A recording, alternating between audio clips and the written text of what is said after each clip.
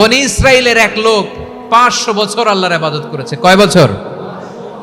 কোথায় জানেন? সাগরের মাঝখানে এক পাহাড়, ওই পাহাড়ের উপরে বসে 500 বছর টানা আল্লাহর ইবাদত।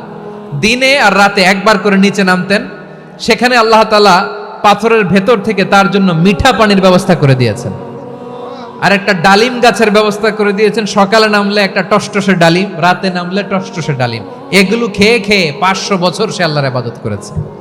আর সে আল্লাহর কাছে বলেছে, আল্লাহ আমি যখন মারা যাব সেজদারত অবস্থায় যেন মারা যাই।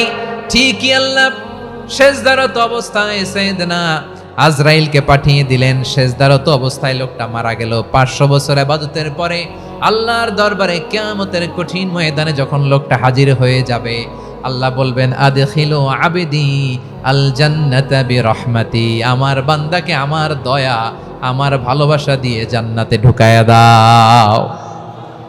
500 বছর ইবাদত করছে তো আমার দয়ায় আমার বান্দারে জান্নাত দাও। এই বান্দা বলে, বালবি আমালি, আল্লাহ তোমার দয়া লাগবে কেন? আমি আমার আমল দিয়ে জান্নাতে যেতে চাই। কি দিয়ে? কথা বুঝে নাই বোধহয়। আল্লাহর এই বান্দা কি দিয়ে জান্নাতে ঢুকতে চায়? আমল দিয়ে। আল্লাহ বলছে, আমার দয়ায় আমার বান্দারা জান্নাতে নিয়ে যাও। ফেরেশতারা এ বলে, আল্লাহ তোমার দয়া লাগবে কেন? সেজদা তো কম দেই নাই, জিকির করতে করতে 500 বছর শেষ করে দিলাম, আবার তোমার দয়া লাগবে?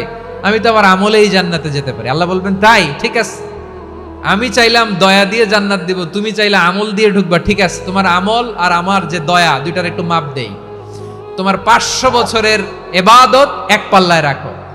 আর আল্লাহ বললেন, আমি যে দয়া করে এই দুনিয়ার নাজ নেয়ামত বিউটি সৌন্দর্য দেখার জন্য তোমারে দুটা চোখ দিয়েছিলাম, দুটা নয় একটা চোখ আরেক পাল্লায় রাখো। রাখা হবে, দেখা যাবে ওই 500 বছরের ইবাদত হালকা হয়েছে, আর মুহূর্তের মধ্যে আল্লাহর দেয়া একটা চোখের নেয়ামত ভারী হয়ে গিয়েছে। আল্লাহ বলবেন, তোমার কথা মতো মাপ দেয়া হলো, এবার ফলাফল দেখো। হিসাব বলে, তুমি এখন জাহান্নামে যাবা। Go to the hell fire, যাও এবার জাহান্নামে যাও। মাপ জোখে যখন আসছো আমার সাথে হিসাব ক্যালকুলেশন, যাও তুমি এবার জাহান্নামে যাবা। এবার লোকটা কাচুমাচু করে বলে, আল্লাহ আমি বুঝি নাই, আল্লাহ আমি বুঝতে পারি নাই, খেয়াল করি নাই, তুমি আমারে ক্ষমা করো, তুমি আমারে মাফ করো।